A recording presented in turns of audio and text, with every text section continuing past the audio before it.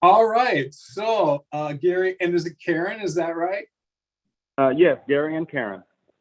All right. Why don't you pick up where you began there, and that way, anyone else who's listening has a good idea how the heck you got here. Okay, well, Karen and I, for at least a few years now, we do a lot of reading together, and we are very interested in everything that is spiritual and esoteric in nature, and we came across this video where where you have this experience in Shasta, and we've read other things about Shasta. We actually read the book about the masters and Saint Germain, and we were highly interested and very inspired when we read those books. And then we came across, I guess, your story where you had a really wonderful experience, and we saw, I'm not sure if it was an interview that you were doing, but you talked about that experience, and we both felt that you were a person who speaks truth, and you have those qualities about you, and so we wanted to do more searching, and that's where we are. Well, thank you for all that, first of all, and you're welcome. Tell me a little bit about you. Where on the planet are you?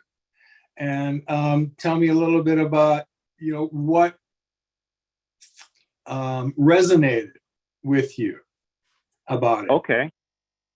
All right. Well, I recently retired. We just moved to East Texas. It's a place called Hawkins, a couple hours from the Dallas area to the east. And we came from Arizona. I retired from law enforcement. I was at the sheriff's department in the Tucson area, Pima County, for over 26 years. And my wife, she was an educator. She's also retired. We've been married going on 7 years now, coming this September. We both were previously married. I had a couple of children with my first marriage. They're both grown now. My youngest is 25, Brianna, and my oldest is Kevin. He's will be 31 in September. But Karen and I, like I mentioned, I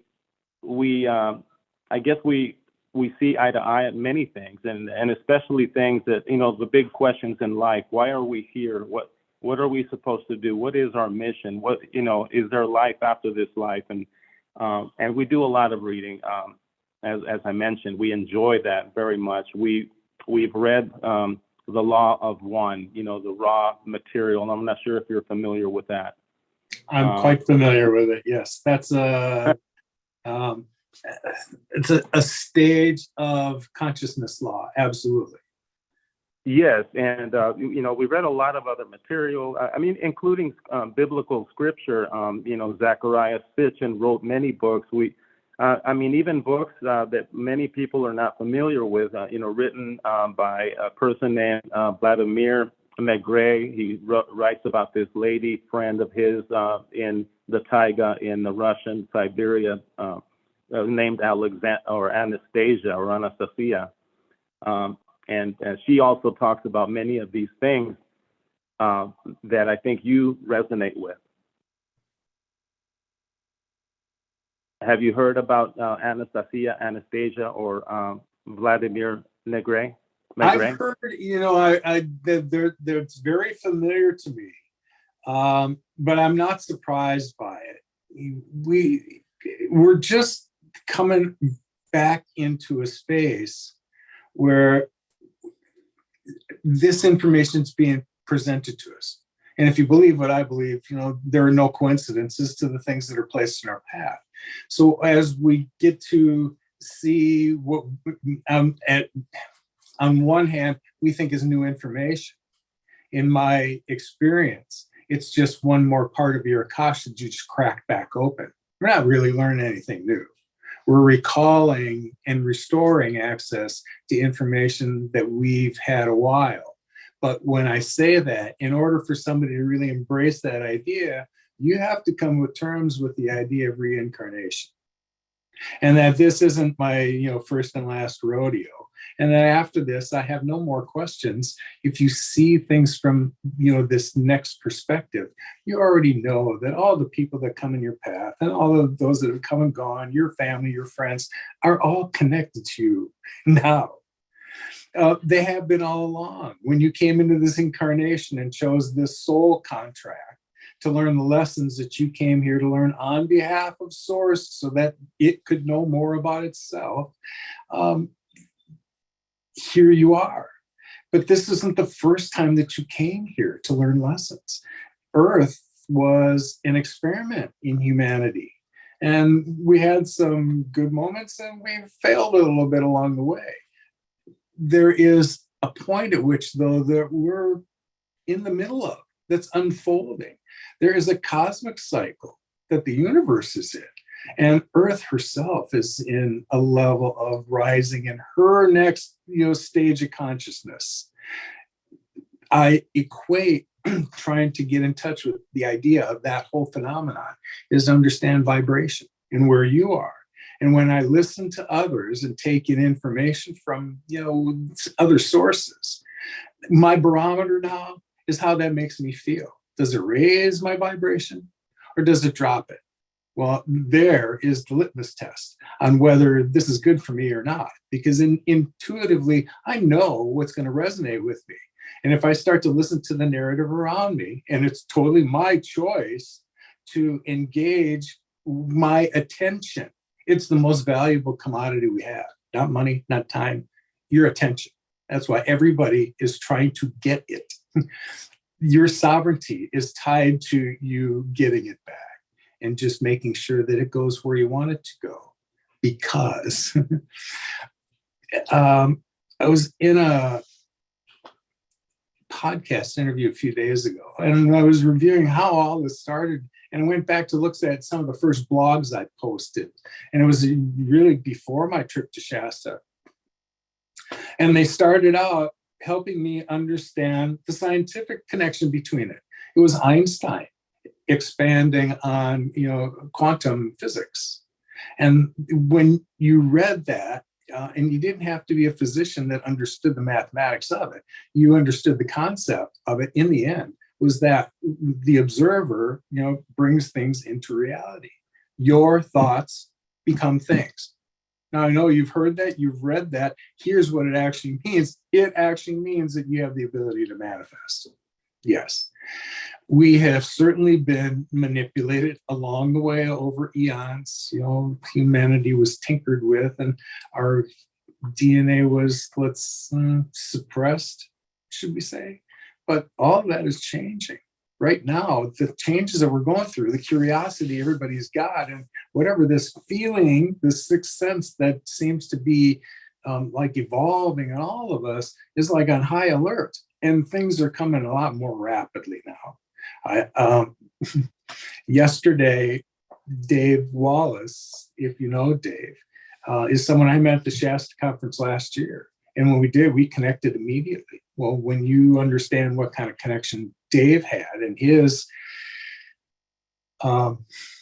experiences starting back in 2017 and how that connection has led to, greater trust between those beings and greater frequency, and never mind the downloads that Dave's been being given from these benevolent beings that are around us, waiting to help us.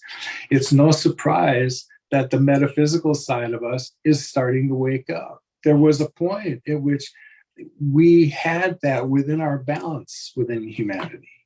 That metaphysics and spiritual side of things, man, just made us flow with everything else in nature. And then somehow, especially in Western civilization, we got away from that. We were more interested in things and power and where Earth is going next and the vibration that she carries. No more of this duality crap is taken seriously. These were all, lessons, again, that we were supposed to go through. But they only happen within this density level, and we're about to move out of it. So lots of the things that are coming our way and the assistance that's coming is in the forms of, light packets that you have to understand that you're getting. You're being changed at a cellular level. Whether you realize it or not, these bodies that we're carried around in are getting prepared to move into another stage, because when Earth's consciousness rises into a new higher frequency level, anything that's lower than that she no longer supports. So all this assistance is coming to help us prepare ourselves as well with things that really we know not yet of, but lots of assistance is coming our way. Guys like, however I was triggered in the way to just flow with wisdom that's been kind of channeled through me. I have to listen to these later because there's messages in here for me as well. Anyway, that's me. That's how I think we got here. Now, tell me, Gary, how you think that resonates with you. I absolutely feel that there's a lot of truth to what you just said, and as I mentioned, Karen and I, we are trying to do everything we can to really understand, I guess, discern whatever it is that we need to prepare for. We do feel that the times that we are living in today, it seems that everything is in acceleration mode. It just seems that way in many ways. We are just asking questions, and we definitely felt that when you were speaking, and right now, that you definitely have some knowledge that we would like to share, and we're trying to find a way to, I think Karen has a more of an ability than I do to really concentrate or find that still small voice within her than I can, because I just need more. I don't know what it is, but I do believe that there's something far more greater than this life and this corporal body that we carry, and there's something much more than this. And I really appreciate the opportunity to join this discussion today. We both do. Well, that's what I'm here for, really. There are days, of course, that I see higher dimensions, and I've certainly been in those civilizations, and my awareness is being brought around to, that trip you took to Telos, that wasn't the last one you were going to have. There's a greater awareness of other places in inner Earth. There's like 8 or 9 of them that have brought into my awareness, and there's allegedly, over 120 of these cities. That's where my connection seems to have been created. So these beings are all around us now. Some of them do visit the surface, but they're in zones that can support their vibration. That's why when you hear about places like Shasta and Sedona, and Egypt, Australia, there are places where there's just a vibration you find that's just sacred. I can't call it anything but that. And it's not like I went looking for sacred sites. I was looking for energetic vortexes, quite honestly, when I got to Shasta, hoping that I might run into an ascended master. I didn't expect that the mountain was going to open up and I was going to be invited in by higher dimensional beings, because I didn't understand any of that at the time. It was going to take me to get through it for a while, assimilate what that was, and then look back on it for what it was so that I could put it into some kind of perspective. I know with relative certainty now that that's not the way that people are going to go to tell us. That little gateway that everybody wants me to show them, and I'm happy to show you energetic areas there, they're really no surprise anymore. Where when I first visited there in 2020, it seemed to me like more of these energetic areas were like shrouded. The last few times I've been there now, there's no shrouding. Oh no, these areas are meant to be found so that you can get in touch energetically with these areas, because this shift in consciousness is coming quickly, this is an area that's already been predisposed to that kind of vibration. There's a title they've given those are called golden Taya allotments. And those are spaces that just draw people for reasons they don't understand. They're palpable energy, which I learned for myself in Shasta. There's something about the energy there. When I was hiking every day, like I was in my early 20s, and I am not in my early 20s, I should have been fatigued every day in between and just needed a day to rest. And it's not like that. It took me like 2 weeks for someone to say it out loud, for that reality come into me. And that's just the nature of not just there.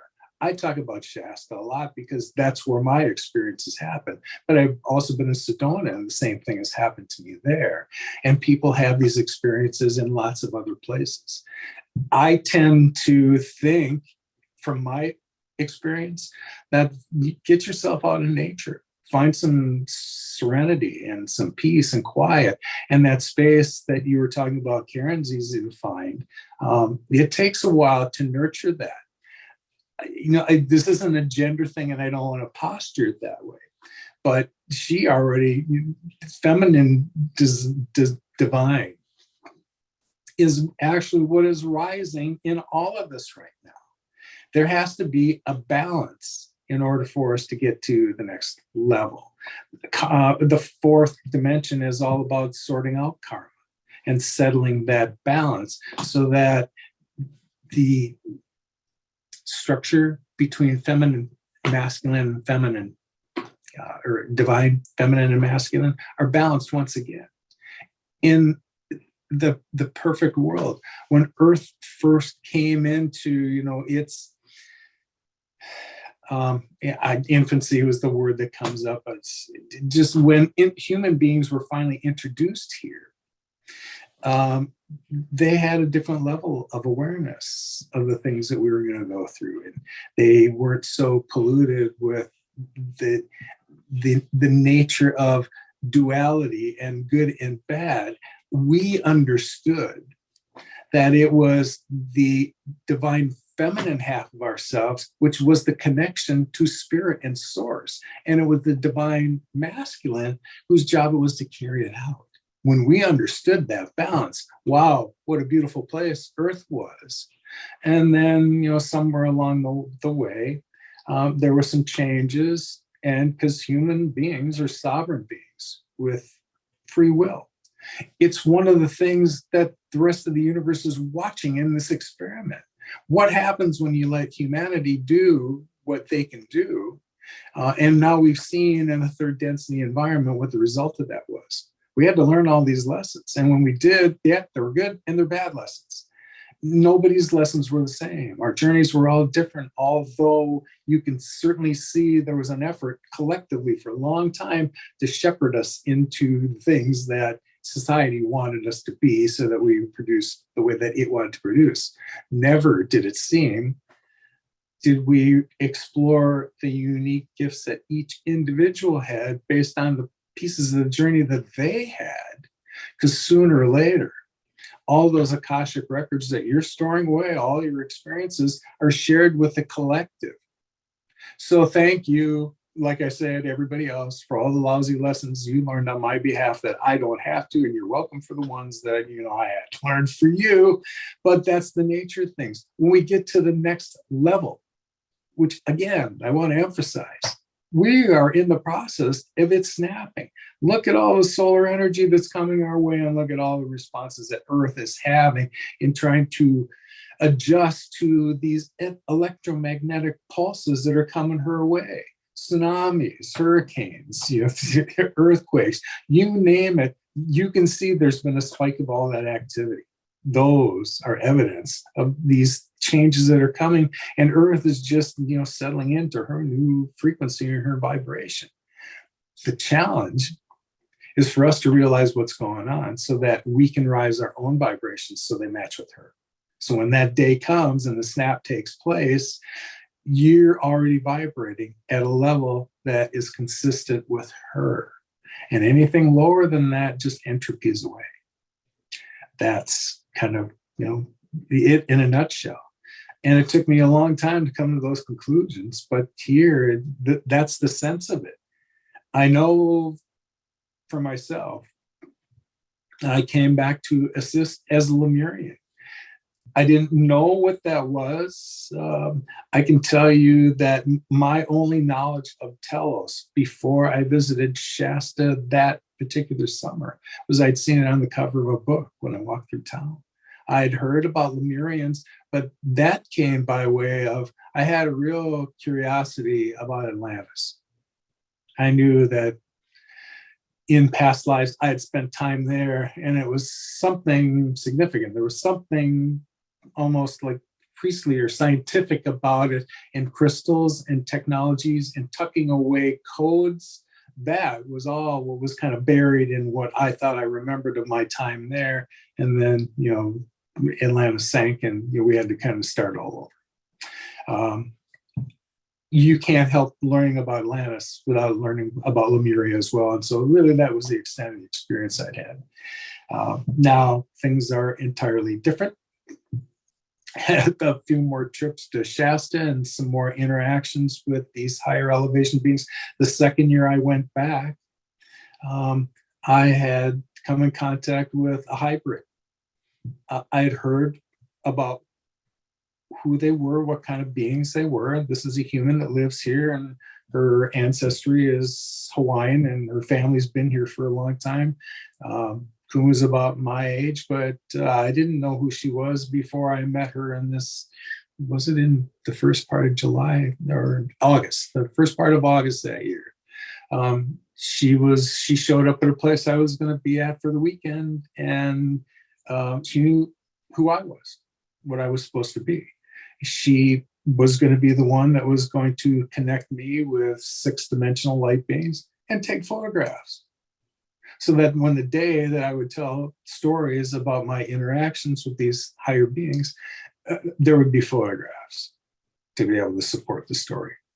And it was even suggested back then. I know there's more talk about disclosure that's coming out now. And of course, you're going to see the media and their narrative of it, and aliens and UFOs, and the negative connotations that we've been asked to embrace. That's not at all the experiences I've had, that Dave's had. These are not the beings that are around us. They're more intelligent than we are, with higher technologies than we currently have. They're just waiting for the rest of us to vibrate at a level where they can share that stuff with us too. But again, all of this is right around the damn corner. So I'm going to take a sip of water and take a breath and invite you to ask any questions you've got. Yeah, well, thank you for that. Are you, I guess I can ask you, are you a wanderer? Wander. Looking back, I am pretty nomadic. I like to travel. I chose hospitality as my service to others career path, which now really is no surprise to me. But I was willing to move around the country. I've lived in 9 different states, and I had a different idea of what I was doing when I left, because lots of the people that I grew up with in the neighborhood I grew up in, it's just the nature of most families. They stay in the neighborhood, they're a fixture there. They raise their families there. And then there's me, who decided that, I was willing to go elsewhere, start over with careers and, new jobs, and move up the ladder and hotel management that way. But my case was different. When I look back after like the first 4 or 5 moves, it was like I found family in the places I went. Here, and I had those permanent connections. If you know anything about hospitality people, maybe the word wanderer is good for that bunch. We tend to move around a lot. And so now you see the nature of people. You're always taking care of the people that you met and the family, especially in hospitality. So as they continue to move around, wow, what a cool network we've weaved of, people we've known everywhere. And we started to take stock a few years ago. There were half a dozen of us after some industry event that were sitting around having a beer at the end of the meeting. And we were all, sharing stories about the places we've been and the topic of how many people we thought we might have come in contact with over time came to the table. All of us were well into, our careers were 20 years into it by then. And it was suggested there was probably millions of people that we had interacted with over a while. That was going to be something that would be a curiosity I would have later after my awareness started. And it was going to make me wonder whether when I started having these conversations about experiences I'd had and been willing to talk about them, that maybe when I did, those people would remember the guy and, figure out, is he some kind of whack job? Or was he still that authentic guy that we met that took care of us while we were traveling? Is he the guy that's talking about these things? Then there really must be something to it. That was the mindset that had been kind of put in. That when Lowell starts to talk about these things, you can't deny hearing it from somebody like him. And then he's going to show you photographs of it. There's little to dispute. Oh, I see. The reason I mentioned that is in the raw materials, the Law of One, they mentioned that wanderers are, I guess, entities or people who have had past lives, perhaps even in this planet or elsewhere, places like Lemuria maybe, or Atlantis, and that they come back to this world, through a reincarnation, and then they recall at some point that they have something to do for humanity, in service to others or to help humanity. The description you gave me there, Gary, I know those as time walkers, and that, yes, I know what you're talking about. I never considered myself as one, but now that you raise that, you got to wonder, am I? Is that what I came back here for? Is that why I have all these things to say? That I certainly wasn't trained in any of this, but back to you. I'm sorry. Oh, no, thank you. Have you ever, I was wondering, you mentioned that you had a lot of interest in Atlantis, and that's how you found out, I guess, that you were in Lemuria. Have you heard about a book called Dweller of Two Planets? I have. Oh, okay. Yeah, that was a really good book. And a lot of information there about Atlantis and probably even Lemuria, as I recall. I have an interesting perspective because the Lemurians have certainly opened up that part of the Akashic records. And there's a lot of information out there about Lemuria that I certainly resonate with. And then there's a lot of rabbit holes that people are taking you down that don't resonate with me as much. Now, people are going to discern for themselves. I don't say that to say that, some of it's right and some of it's wrong. All I can tell you is what my experience is, and then you can take it from there.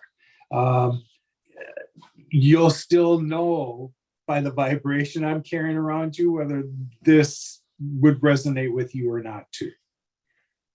Mm-hmm.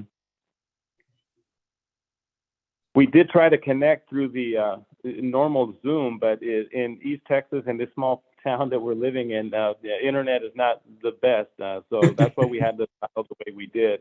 And that's why we joined the discussion a little bit late. So we apologize for that.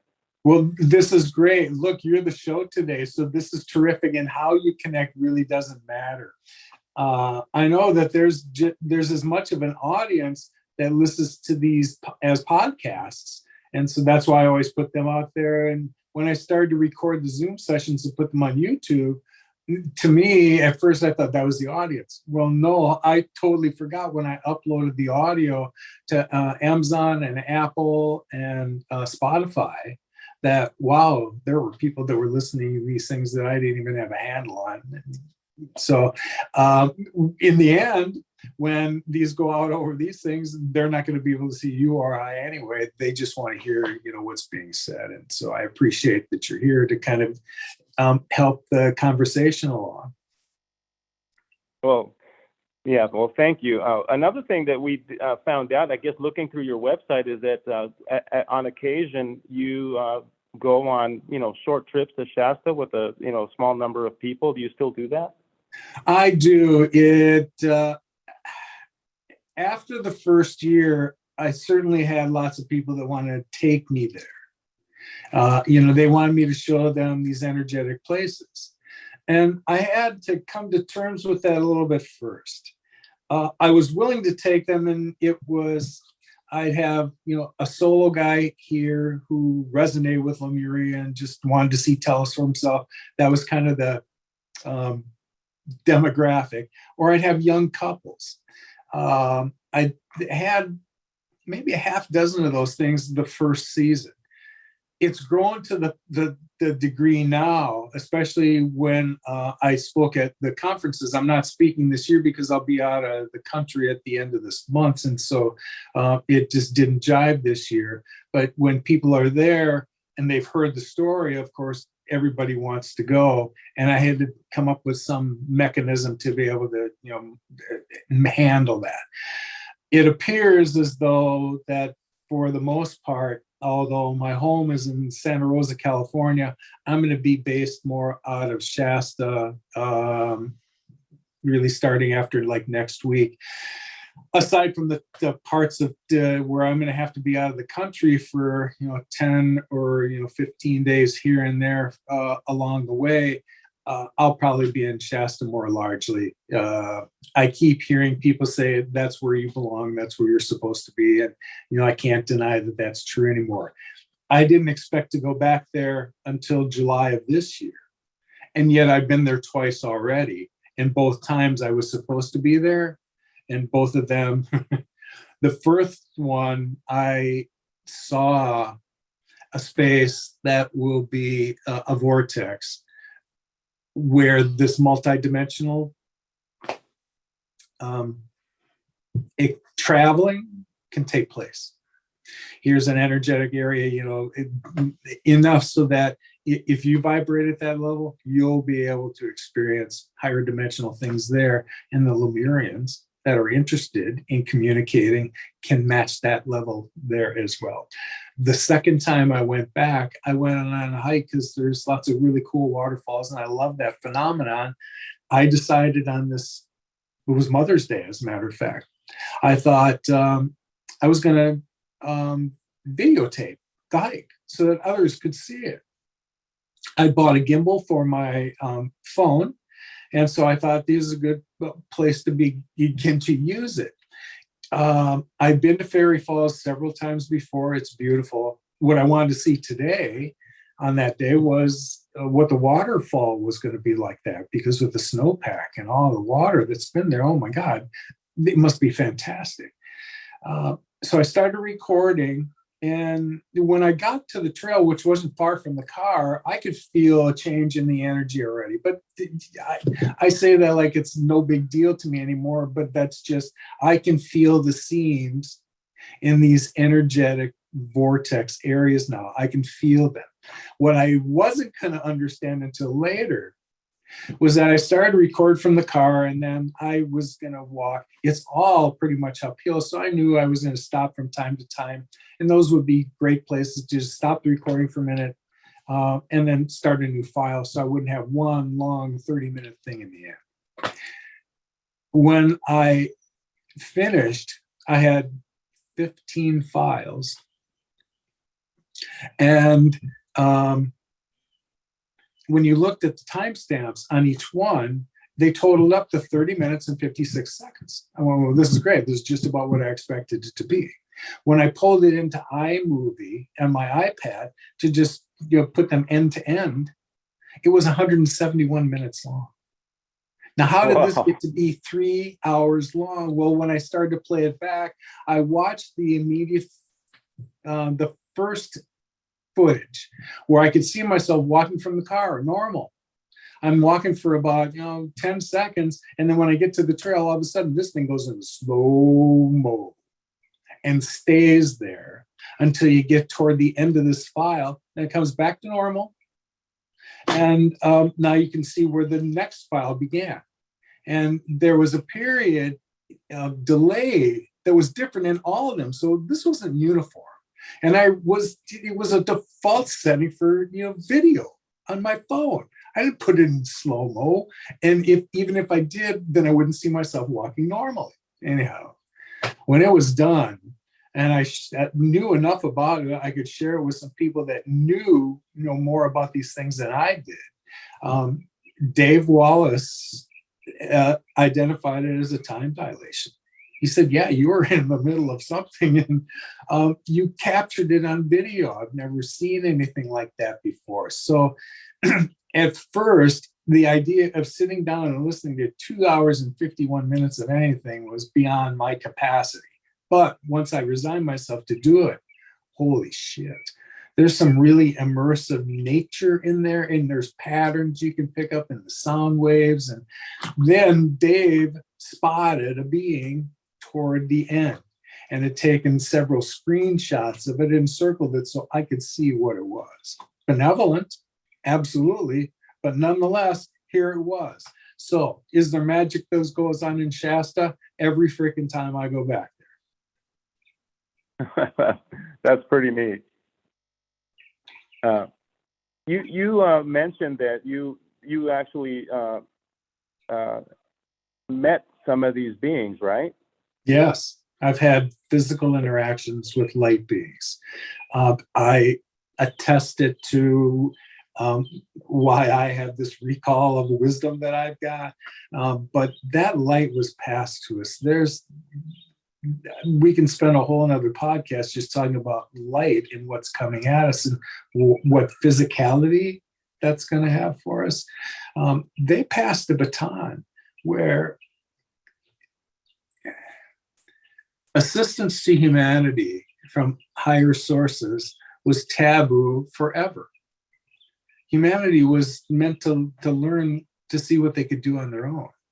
But admittedly, we've been manipulated along the way. And even that was accessible for a while because we were still learning lessons. I believe that what finally changed everything was when we dropped the bomb in Japan and demonstrated what we were willing to do to the planet. And from that point on, that's when assistance started to come from elsewhere. When you hear about indigos and the Blu-ray children, these are the ones that reincarnated to assist on this side of this density, so that we were going to be here to make sure that that never happened again. And when you hear stories, since then, and I was born in the early 50s, so it certainly fits the profile for me. Yes, I incarnated here, so I was going to assist with bringing awareness to all this and being here while Earth is shifting into her new, bet of vibration. And hopefully along the meantime, we won't blow the planet up. This evidence that we've seen along the way of some, military installations that we're able to see a few years back, where you saw this light that came over a military installation it was a missile installation with a warhead on the top of it. And you could see in the video from 4 different perspectives, this light was hovering over the top of it. And it shot a beam down from 4 different directions. And as soon as it was done, it had disabled the warhead. This is the type of thing that convinces me that, yes, they're here and they're not going to let us blow ourselves up again. But you can see what chaos is going on around us and how everybody seems to, are said to have their finger on a nuclear switch. There's Putin and, there's everybody else who has something like this. I don't think that that's ever going to get to be played out again, because this is not our planet. No, we belong to a bigger collective. You understand the law of one, and we're connected to everybody else, not just Terran sentient beings, everything else in the universe we're connected to. Higher dimensional beings, higher dimensional levels of ourselves that, we just need to get a handle on it, because Earth is finally going to get back into her glory phase all over again after we kind of strip mined her beyond her capacities.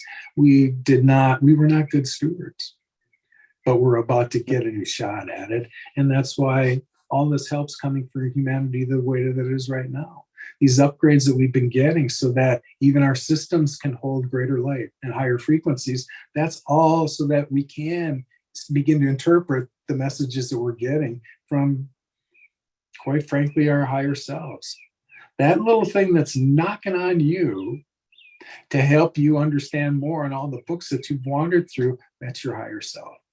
Just making it self-aware that it's got some other information, and those triggers, those books, those videos, those places it led you to, complete the next rabbit hole. Those were all reminders for you that were set up in advance. Now is the time for all of us to, get command of those resources again, because we're going to need them now. Yeah. Well, that's very inspiring. Do you recommend anything beyond what we are doing, Karen and I, to help others and really to find more answers that we're looking for? Well, you found Tribe now. You know where to find me. And there's lots of others like mine. I can't begin to tell you how many extraordinary people have kind of come along my path, and they all, play a role. You're here now. You know where we are, and this podcast is a good place to kind of hover around until we can, get around places like Shasta. It won't be the only place. It's going to be where I'm going to be based. But there are some other vehicles that are going to start to come our way to help explain, the things we've been through. If you hadn't had an opportunity to do so yet, because it was produced yesterday, I've made references to Dave Wallace, this guy that I met in Shasta. Dave's story is remarkable. Are you familiar with him at all? No, not David Wallace. No. Okay. Then I'm going to recommend that when you're done, find an hour and go to my YouTube channel and listen to Dave's first installment of, how Dave got to be Dave. He has, spent a long time from where he came to where he is. And he finally decided that he was going to, put them down so that others would be able to hear his experiences. He had an experience that took him off planet and created a relationship with beyond Earth sentience in early 2017. And over all this time, that has nurtured and blossomed, and trust has grown. So that connection that Dave has with those higher elements it's getting greater. The downloads of information, he's getting greater. And so really the purpose is now Dave's at a stage where he wants to share it as well. So yesterday was the first one of these. And normally Dave and I get together like in this podcast format, and we kind of go back and forth. And Dave, gets off on these stages and we let him go. Yesterday was different. Really, I did an intro, and then he had a message that he had received from the Galactic Federation that he wanted to share. And then for 45 minutes, Dave shared, including photographs. I'm sorry, not photographs, but illustration he had drawn of his experiences and explained them in great detail. Do yourself a favor and go get familiar with Dave and listen to that. And then you'll find that, oh my God, this was not a guy who, when he was young, he was not a student, was not a math student at all. He had a fascination with space travel, telemetry, the types of things that, you can speak those terms about now, but that wasn't Dave. You listen to him now, and he speaks in rooms of high-level physicists at SpaceX and NASA, and he has discussions and shows them things that they are blown away with. Listen to Dave. I'd be curious to see what you think about his experience was, but Dave's experience with these beings as an ambassador here is kind of his next realm. And so that was episode 1. And for the next 3 Fridays, we'll be releasing these. I think the premieres are like 9 a.m. on Friday mornings, and then you can listen to the replays you want after that. The last one was fascinating, and I had 2 days to listen to Dave tell those stories. He kind of, squashed this one down into 45 minutes, but he got to see all the illustrations I got to see and Dave's explanation of them. So it's fascinating. You're going to probably listen to it a few times to let it sink in. You're going to just be blown away by what he's illustrated and, the storyline along with it. You're either going to resonate or you won't. But if you don't, I'll be very surprised by this. It looks like fantasy and sci-fi, but it's not. So did Lemuria, and so did Telos look like it. It's not sci-fi. It's just a different dimension that we have the capability to be able to reach into. Everybody does. If you focus on it enough, it's not a story anymore. So anyway, listen to what Dave has to say, and he's part of the tribe that showed up. That whole thing I was spewing to when you asked, what you can do and who you can find, Dave was one of those guys that showed up, and he's there to help the rest of us too. Okay. We look forward to listening to that, and we'll stay tuned for the other segments as well. Awesome. Well, anything else you want to ask today? No, but I would just like to introduce Karen to you real quick. That would be awesome. Mind. Yeah, it's Karen's turn. Yeah, here she is. Hi, how are you? I'm good, Karen. How are you? I'm doing very well, thank you, and enjoying listening to what you have to say and what you're sharing here. Well, thank you so much. I appreciate that. I'm certainly curious to hear your perspective. Well, the things that you spoke about, we resonate. That's the easiest way to say it. It's still hard to put into terms, putting these things into terms, isn't it? Well, yeah, and sometimes it's better to speak in shorthand. It's fascinating you say that, because I can give you an idea of what kind of communication styles we're moving into. And these discussions that we have like this, using our words and this kind of sound, this isn't what we do later. We already speak telekinetically, but we will communicate using symbols, sound, light, and colors. That is how we communicate next. And wait till you see Dave is going to explain symbols and light code packages and the ways that we get information. That's fascinating. When he starts to talk about continuous light pulse frequencies, you want to pay attention to that. In order to understand, there are people that have seen these lights in the sky and they've seen them blinking. Well, that's actually communication that's taking place with you. Those are continuous light pulse transmissions at a frequency that you're capable of being able to receive. Now, you might not know what that is yet, but that's a download that you've been getting, and you're going to store it away, and one day it's going to come back to you. And that connection you're establishing with those blinking lights in the sky is the first step to contact. Yes. Mm-hmm. So blessed be us all when we see those. I had my experience in Sedona first to see multitudes of, let's see, Dave likes to call it interstellar conveyances, not spaceships, because they're some vessel that has the ability to move. There are companies that do that in Sedona. And there was a weekend, the one that I went there to present that, where there were like 30 of us, and 3 of these tour guides all came together on this Saturday night.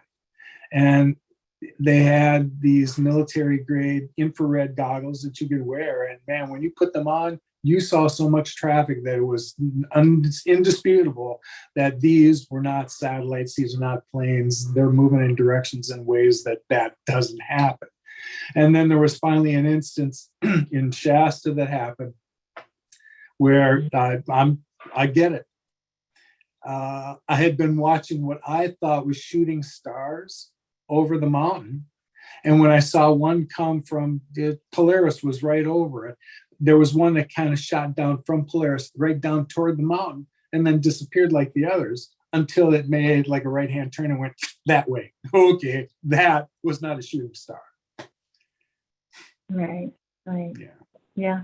We actually, when we still lived in Arizona, we saw something that sounds just like that. I'm not surprised by it. You know, the clearer you can see the sky, the easier it is. And the more people that are open to it without any fear are the ones that are going to begin to be engaged by it. There's nothing to be afraid of. I am anxious and waiting for it to happen. You know, a lot of people, I have a question for you. A lot of people talk about, disclosure, and they speak of, seeing things in the skies, and, that makes sense. But do you think that there are other ways that, extraterrestrial beings or divine beings are making themselves known to people besides that? Absolutely. That's what happened in my case. Those light beings were here already. Kumu called them in on that particular, well, there were 2 instances where she had called them in, and, they're here. They just reside in higher dimensions. So they're around us all the time. We're just unaware of it until we can vibrate at the same level and they reveal themselves to us. And then they're at a place where when you're at that stage of awareness, where energy can be passed. I felt the last time I laid on the ground and they were there, and I felt like a jolt of energy that went from my crown all the way through, past my feet.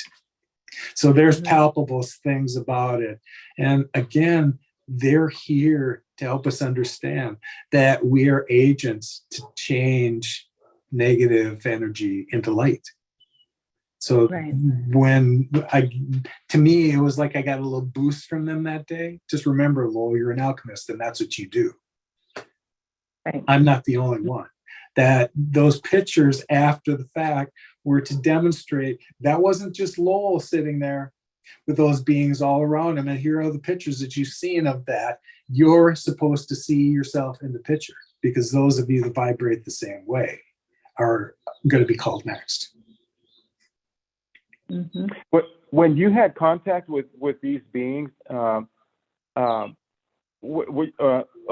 here's my question. Because you said that they are at a higher vibration, therefore we normally would not be able to perceive them, right? But they are here, they're all around us.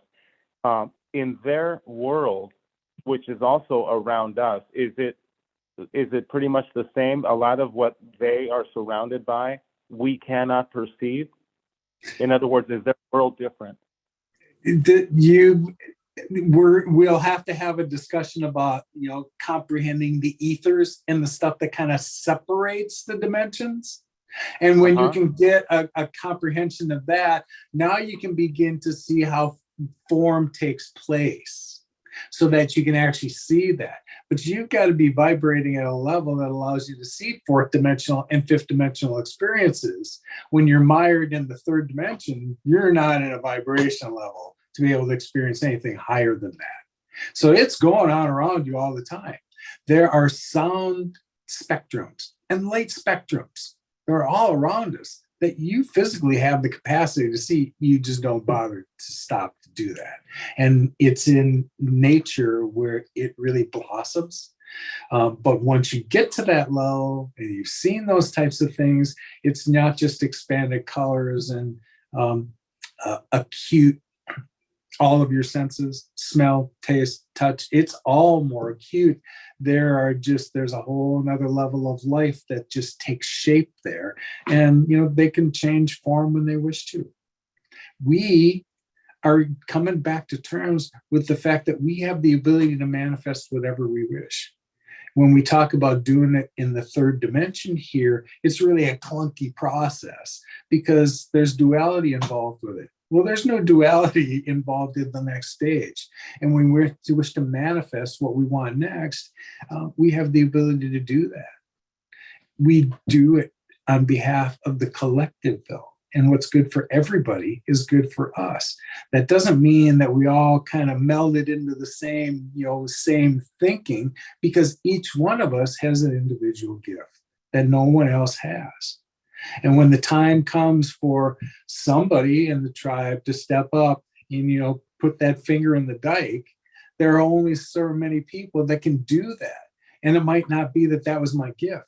And I didn't come to the tribe to have somebody teach me how to do that. No, there's somebody in the tribe that does that. That's why the tribe comes together. And when you mention the tribe, is that the group of people that you are associated with? I refer to anybody that has a higher level of awareness that's kind of crossed my path. They're tribe. They all see the same thing I see. And they're just looking for other touchstones and other people that can help them along the journey. Not for guidance necessarily. And it's not that we don't get help from them along the way. There are certainly people that, left us triggers that we were supposed to get. They were there to help guide us on our own journey so we could complete our own lessons. Sometimes they paralleled with others and sometimes they didn't, but you are a sovereign being. You're a spark of source out here to help the universe evolve, to learn more about itself. So when you snapped off and you signed that soul contract, here are the lessons that you signed up to learn. And when you learn them, you go back to source and decide whether you're going to incarnate again. I want some new lessons, or I'm ready to ascend. Well, here we're into the end of the third dimensional lessons. And that's why you can see these phenomena and you feel things that you didn't feel. And you got questions about things beyond what we learned in school and church and hobbies and friends. And there's something else going on here that I want to get in touch with. And so then we want to absorb anything. I didn't read books much. But like you, I started reading the hell out of them when this started. And I can tell you I read more books in the last 4 years than I read the entire rest of my life trying to get to the bottom of what this really was. And then others show up and they tend to, fill in a gap here or there. And they were great. When you see that is this lovely symphony that's been going on that was really all patterned out.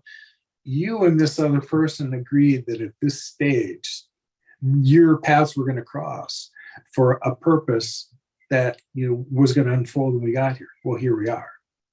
And everybody that we think we lose, through the death process, when we get back to the next level, there they'll be waiting because our souls are immortal.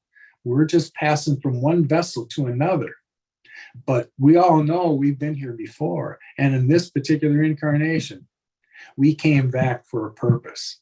You didn't come here to listen to me talk about the nature of higher dimensions and where the world is going. That was no coincidence. Just because somehow innately you know that too. And we're here to it's not draw comfort from one another. I'm still looking for touchstones that can help me better assimilate what's happened to me, because we're certainly not done. I thought Telos was a one and done thing after the first time. And then when I came back the next season and ran into, a hybrid who put me in touch with light beings, apparently I'm not done yet.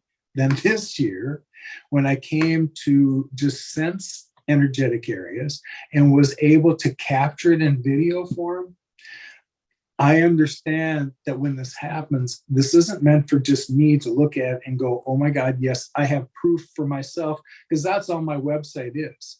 That wasn't put out there for everybody else to, map your journey out using this. That was to prove it to me. And every time I post another blog, here's the proof I got. So if you want to hear somebody else's journey and see if that might act as a touchstone when all these extraordinary things are happening to you, here's an example. And here are photographs and things to prove that this extraordinary stuff, extraordinary as it is, isn't impossible and isn't out of the question. You just have to make up your mind that it isn't. Yeah. Do you have memories of Lemuria? Those are interpreted in those images that somehow spirit channeled through me. I am no artist, but somehow I was taught an AI program that wasn't simple to learn, easy either in the first place. Now, I have an aptitude for technology and I'm pretty good with Photoshop. I'm not the creative guy. I'm the logical one, so I can reproduce what you've got. Anyway, when I saw this program, I knew the proper keywords to put in, and these images of inner Earth just poured out, like thousands of them. They just fascinated me because everyone was, I've seen this, I know this place. And when I started to produce a few of them and put them out on social media, same reaction from others. Oh my God, I know this place. I've been here. This is beautiful, fabulous. The colors that were in there were amazing. And it all had the same reaction. People knew they'd been there before. Yeah, we were looking at some of those images, and they were beautiful. One thing that we noticed was, besides beautiful waterfalls and large pillars and a lot of foliage, was the people looked very tall. That's not. That's more the norm. My experience standing next to them is they're 8 to 9 feet tall as a norm. Those are the ones that I've had interactions with. So you're looking up at them. Wow. Yeah. Well, that's very, very interesting. And we're certainly very, very happy to be speaking to you, and hope that we can touch base again. How often do you have these podcasts? Every Saturday at 9:00 Pacific time is, and these were meant to be live exchanges. So the purpose wasn't to, I never wanted to be a talking head. And so I wasn't going to sit here and talk about things that I thought were important for an hour and a half. I wanted to have a venue where people could come and ask questions. It wasn't just about this. I'll certainly share my experiences, but oftentimes everybody else, and it's true for me every time, there was something meant for me in this, and I didn't get it unless you showed up. So my gratitude for your participating today.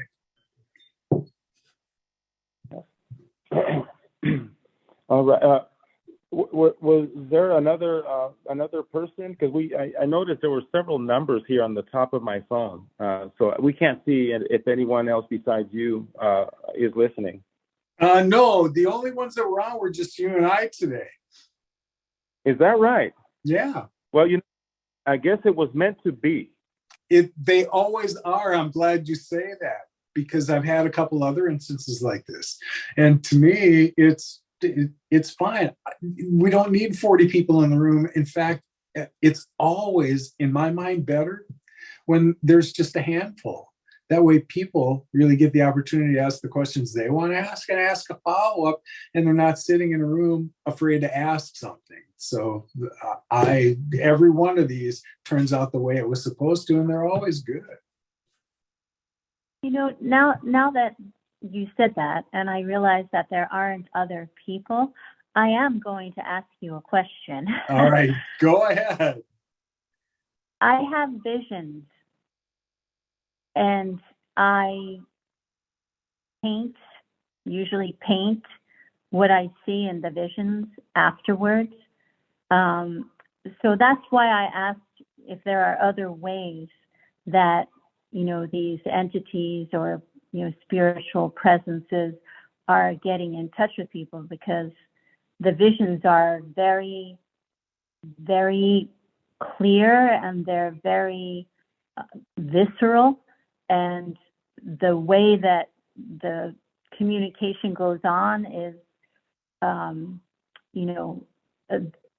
don't know who it is, but they hear my questions and my thoughts without me saying anything, and vice versa. But a lot of the times when I've had these visions, I'll come out, into the living area of our home in the morning, and Gary will synchronistically be listening to something, and I'll say, no, wait a second, I have to tell you what happened. And then we'll realize that, it's all meshed together. Or when we're reading, like a week later, someone will publish something after I've, had a vision or an experience, and Gary will find something, or he'll be reading aloud to us, and, it talks about what I saw, but there's no way I could have known it from those other sources, because a lot of times those other sources, especially if they're online sources, they haven't even been published yet. So let me give you a perspective. You're beginning to collect your awareness of those things a little more readily, and you're a lot like me. I want to understand the process. I want to understand what's going on. And when we do, that's great, because in order for it to really sink in and for it to become, once you bring something into your awareness, you can bring it in your physicality just after that. That's how we manifest. But I like to know how things are done. What it prevents us from doing is really getting the benefit of the message that they're trying to give us. And so my recommendation is that now that you're aware that these things are taking place, and I'm not suggesting that you're not allowing them, try and focus not so much on trying to figure out the process. You're in the process. Here it is. Just enjoy the messages that are given you. And then if you are compelled to put that out in artwork, however that it gets expressed creatively, they're giving it to you so that you can, in fact, do that. Here's one other way that your light is going to get sparked a little bit brighter for others to see it and catch on. And that they don't even need to see or hear you say anything. Just through whatever that expression you had, here is some elevated wisdom that you got that you just triggered them. You see what I mean? Mm-hmm. If I may add a little something, because she's had these experiences, and she talks to me about them, several times. She'll make some notes and actually put something in writing, and then, like she mentioned, she paints what she saw to the best of her ability and recollection. And usually when she has these visions, it's not in a dream state. She's awake, but she has these very clear, visions, right? And but anyway, she was compelled to start a Substack column, and she just started that, I don't know, maybe a few weeks ago or something like that. But she, she's been posting some of these things on a weekly basis. Not everything obviously was a vision, because she also likes to. She is an artist. She sketches, she paints, and she also writes poetry and things like that. But something prompted her to do that. Even though, of course, starting anything, you're not going to get a large following or anything like that. But do you think that is something worthwhile doing, and that's part of it? When we look at it from that perspective, that's a 3D. We're trying to think of what we're supposed to do with that, and we're not looking at the purity of what that expression is. She's getting something none of the rest of us are getting. And it's triggered her in a profound way that she's just compelled to, put it out there. I love to hear that you're starting to put it in places and that you're writing it down, because later on that'll help others. But again, when I've documented all of these things, at first when I did them, I never went to listen to them at all myself. And it was a point I had made with somebody I had met along my path earlier. This individual every day got up, and the first thing was there was a word that was inspired. And then around this word came out this 3-paragraph affirmation about this word that was profound. And when they repeated that every day, I couldn't help but remark on how amazing that ability was. And to them, they just didn't, it was no big deal. When asked about what they thought about what they wrote, they said, well, I never read them. I said, you know that those are for you too. That's when that kind of sunk into me, that I needed to go back and listen to some of these things, because you can't rehearse for this type of thing. It's not like we had a topic we were ready to talk about and, here are the bullet points to what we covered. It's just a flow of wisdom that just seems to come out. And you can't appreciate it till you go back and listen to yourself. So those things that you're posting up there will be beneficial for you later, Karen, believe me. And then you're going to see how that's going to translate into help other people too, because we're all here to serve. Right, exactly. Mm-hmm. I have that this is the first time we've ever spoken to you, obviously, but I have the feeling that, like I've known you for a long time. Yes, that's what I mean when I say the term tribe. That's exactly the sensation that I'm referring to. First of all, you'll hear people and they seem authentic and you're kind of drawn to them. But then after you listen to them for a while, you just feel like, wait, like I'm in tune with all of this. I get the vibration, like I know this person. There's something that resonates way beyond just like we met at school or we met at a party. No, there's something way beyond that. But yeah, I know what you're talking about, and I am grateful for it as well. Okay, sir. Well, I don't know if we have any other questions for you at this point. Do you have any for us? No. I love hearing about others, and that's kind of what you gave me a snapshot into at the beginning, so that other people can hear what others are going through. And again, that's why I asked your permission at the beginning, if you didn't mind if we recorded it, because others do need to hear it. Well, now you know where to find me. And if you've got other questions, you know how you can reach out to me. And if not, then you're welcome to be here next Saturday, and I'll see you then. Thank you again for both of you being here. It's a pleasure. Oh, thank you. The pleasure is ours, and it was really great talking to you. And thank you. And we are grateful to you. Yes, thank you so much. Have a great day, gang. Oh, you too. Thank you so much. Bye-bye. Bye.